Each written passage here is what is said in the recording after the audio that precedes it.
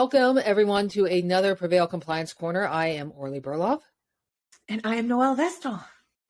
And we are from Prevail's Compliance Corner. And we have another great topic for you today, which I have titled 5 Steps to Starting Your Compliance Journey, and maybe a bonus.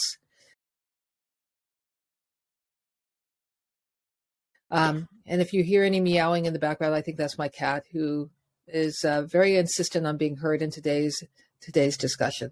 So she's very active. Yeah, I understand. Lots to talk about. She's our unofficial mascot.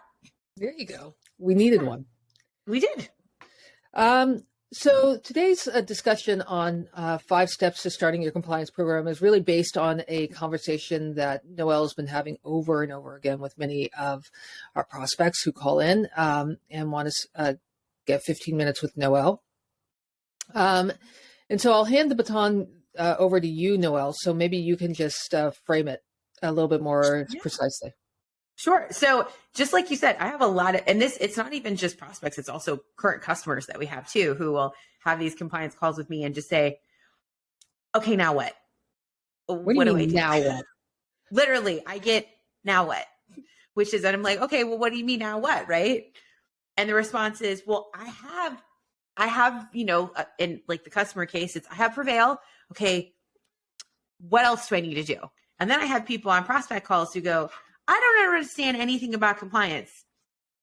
Where do I start? And so it's maybe a that's common, a better question. Yeah, it is definitely a better question. But the general idea is people, from what I'm seeing from, again, this has happened multiple times now. What I'm seeing from a lot of our customer base and our potential customers as well is that everybody is just feeling very overwhelmed, which is understandable. And so they want somebody to just kind of like point them in a direction, which is exactly why we're having this conversation today, to maybe help that, hopefully. So you're not just Noel, head of compliance, you're also a compass. Oh, that's terrifying. I will point you hopefully in the right direction. Only you can point them in north, in the direction of true north. That I can do that. I will do my best. Definitely. All right. So hopefully at the end of this conversation, people are at least they know where true north is. Yes, hopefully. You and I talked for a while about what are the steps that you tell people while they're considering how to get started. And so step number 1, we decided that step number 1 was figuring out who owns the process. Right. So normally when I have conversations, especially with like customers or people who at least have done something, usually I'm talking to the person who is the owner of the process, right? Got it. So normally we kind of skip this step, but if you are actually starting at like really, really ground zero, meaning like you have had a conversation internally, like the CEO of your organization or whoever's in charge has said, hey, we're doing this. And that's as far as you've gotten. Then this would be the logical first step, is to decide who in your organization is going to be the point of contact. Because even if you decide to go with like a bunch of consultants to do everything, which some companies do, you still need a point of contact internally to own all of those processes, all of those procedures, to own the whole thing, honestly, to own the program internally, the compliance program that you're going to have. So yeah, that is a key element that you have to have, because if you don't have, I think you put it really well. If everybody is, the point of contact, then nobody is the point of contact. So you have to pick at least one, maybe 2 people, like one person, an alternate, but you definitely want to pick a main person who's going to own the process. Yeah. So the second point there is scope.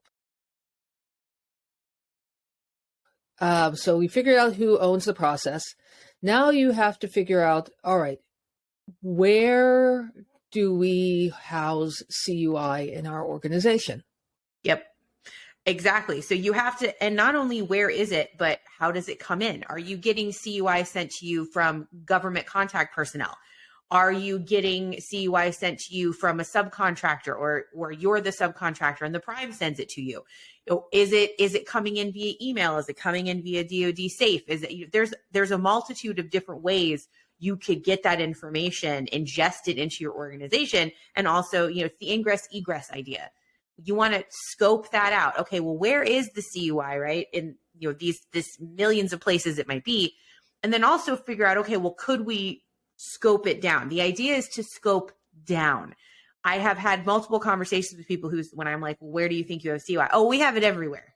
Ooh. That's not going to be really ideal when you have to do a compliance posturing and a compliance program for that information being everywhere. It's also going to be expensive and time consuming and everything else. If you can sort of narrow it down to 1, 2 locations, whatever it happens to be, that's best for your organization, that's really going to help you quite a bit, not only from a management standpoint of managing it internally, and that person who is now the POC is going to have a much easier time of that, but also when you have an assessment, it's going to make that a lot more focused and a lot easier for not only the assessors, but also for you and your organization. Right. So just reminding people as we go through this. So we talked about, figuring out who owns it and the scope. I guess actually who owns it is kind of like, the price of entry. So really the first point is scope. So the second point is that you have to cross is who has or who should have access to the CUI. You figure out where the CUI is going to live. Now who has access to it? Exactly. So that is obviously a huge element of this. So you have to make sure that, that person has a reason to have access to that information. That person has been in some way verified or background checked, because that is also one of the controls. You have to check that off as well. You have to decide to, again, scope down the people as well. Because again, just like CUI, we have CUI everywhere. I've had people say to me, well, everybody needs access to CUI. No, they don't. That is not true. I can promise you 99% of the time, not every single person in your organization needs access to this CUI. Right. So, I mean, there may be some organizations that are tiny enough where everybody does, but the vast majority of them, that's not the case. So you want to narrow that down to, just like you narrowed down the scope of where CUI lives, narrow down the number of people who are going to have access to it. It's the same idea. If you can do that, again, you're going to end up in a situation where it's easier to manage. It's easier for the assessment. Everything it's easier when you scope down and you also limit. All right. So limiting who has access, determining your scope, limiting who has access. And I think one point you also probably want to mention there in terms of who has access. Yes, it limits the cost and whatnot, but it also a big part of compliance is training. So just think, if you have to train 5 people, it's a lot easier to train 5 people than 50.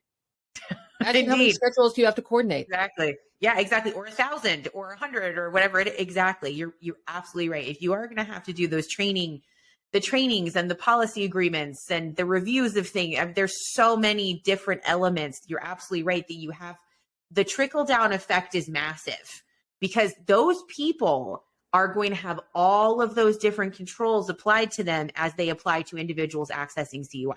All of them will be applied to those people. Whereas someone who does not have access to CUI is not going to have that. So again, to your point, so if I have 5 people who have access to CUI, those are the 5 people those 110 controls are going to apply to, and not the 65 other people in my organization. Right. Yeah. All right. So point number 3, after scoping and who should have access, is how are you going to communicate? I.e., how are you going to communicate this CUI? Where does it need to live, and how are you going to communicate it? Exactly. So this is kind of, now that you've decided who's in charge and you know what the scope is, you're like, okay, this is what we have now. These are the people we really think need to see it. This is what we think we need to do a CUI. We need to get it together in one place. This is where a lot of technologies usually come in right at that point, when people have, again, this is in the ideal situation. It doesn't matter. You can have a technology at any point. You don't have to follow the steps exactly the way that we're telling you. This is just for some, for people, especially who have just started out and they're feeling very overwhelmed. These are the steps that need to be done. This is the ideal order that they would be done in, but it's not a prescription. You can do it however works for you. Right. But ideally at that point, after you've had all these conversations and when you start talking about technologies, if you need any, because it could be a situation where, you do the scope, you have the conversation. Okay, these are the 5 people who are going to have access. We're going to limit it to this area. You may not need to go anywhere. You may not need an additional technology. Maybe you already have everything set up and you can just make it work. That's great. A lot of different organizations are not in that situation. So this is the moment usually for a lot of them where they start thinking, okay, well, yeah, we probably should start thinking about, what kind of, some sort of container we're going to use for CUI. And Right. again, making sure that that container is going to be, FIPS validated. And if it's a cloud service provider, that it has FedRAMP approval, either equivalency or ATO. That's when you start having those more in-depth conversations about, okay, well, we need to store it. We need to transmit it. We've talked about how it flows in and out. What solutions can we use to make that easier for these people that we've now scoped down who are going to have access? Yeah. And so for very large companies, often they'll go to something like a GCC high. Sure. Yeah. For companies that are small to medium, they can choose something like Prevail. Prevail is a perfect solution. So people need to do their homework and figure out what works for them. Yes, exactly. And obviously we're just talking about two options. I mean, there's other stuff that's out there as well, and whatever. Yeah, there needs to be that investigation done based on the information, because again, you can't really decide on a technology before you do those other parts, right? I mean, that just doesn't make sense until you have an understanding of where everything's going to be communicated, where it's going to be stored, and who has access to it. Because what if you said, okay, well, I'm just going to go ahead and buy technology and everyone needs access?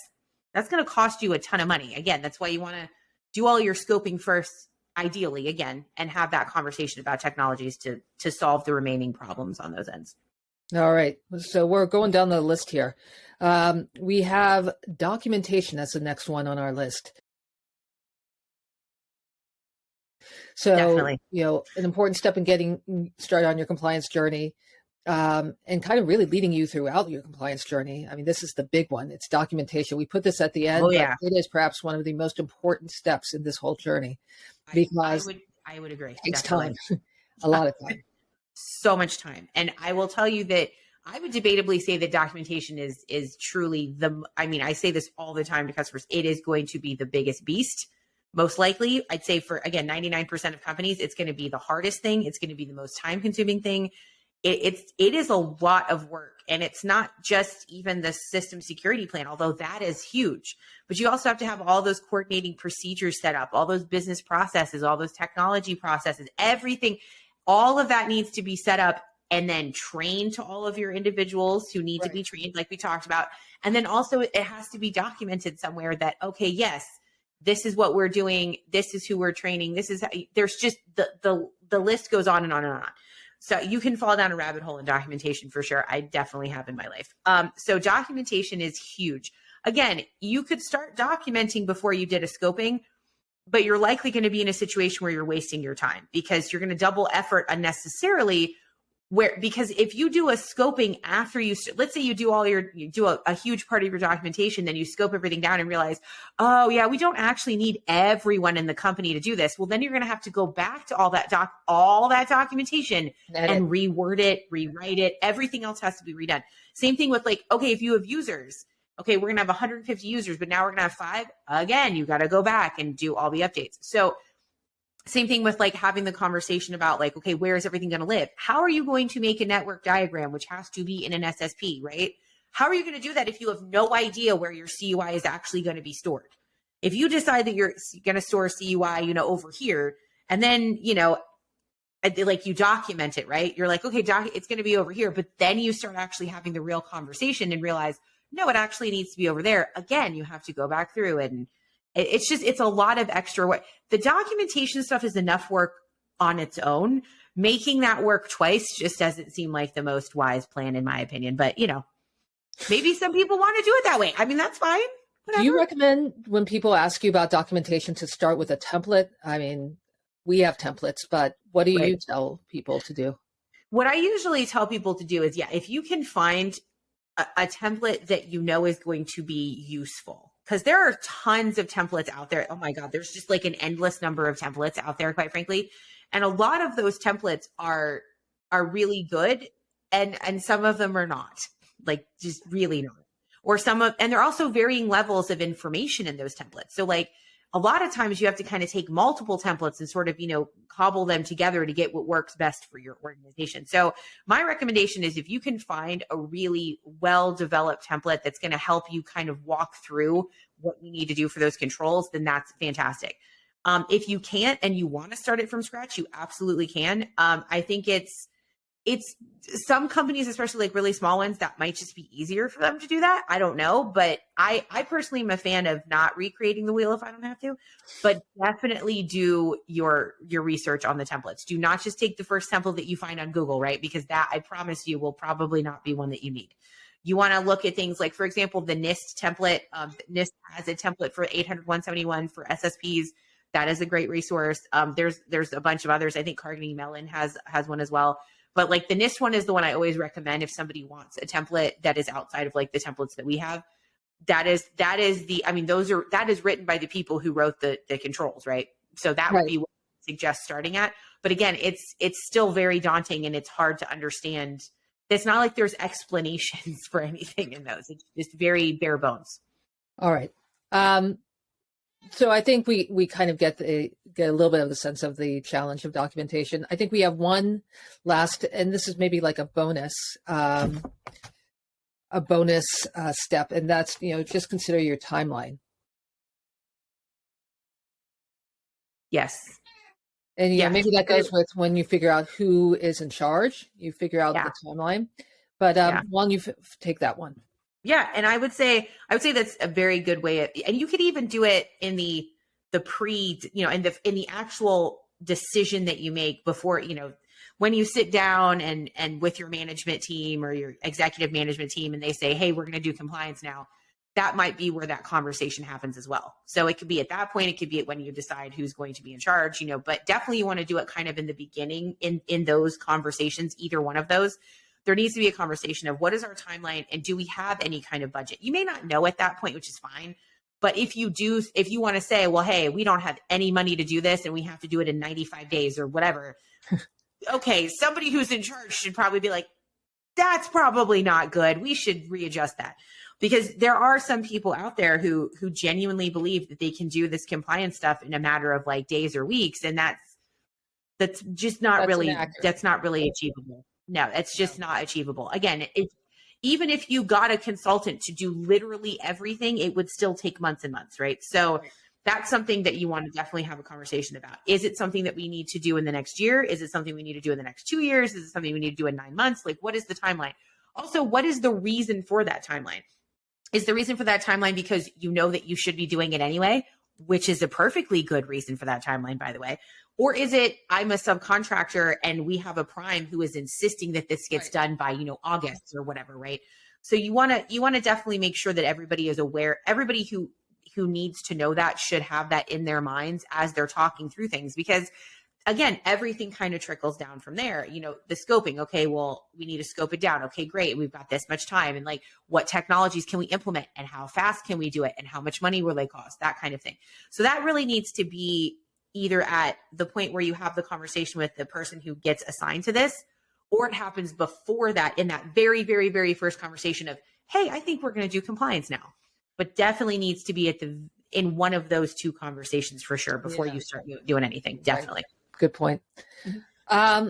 All right. So I think we've kind of enumerated the points, but let's just go over them at a high level at the outline again. The first thing you want to do is figure out who owns it. Often you are speaking to the person who owns it, but figure out who owns the compliance process. Second is scope. Yeah. Third, can you hold up number 3 for me? Number three is who should have access. 4 is how do you communicate it? 5th is documentation. And our bonus one is, your timeline. So yes.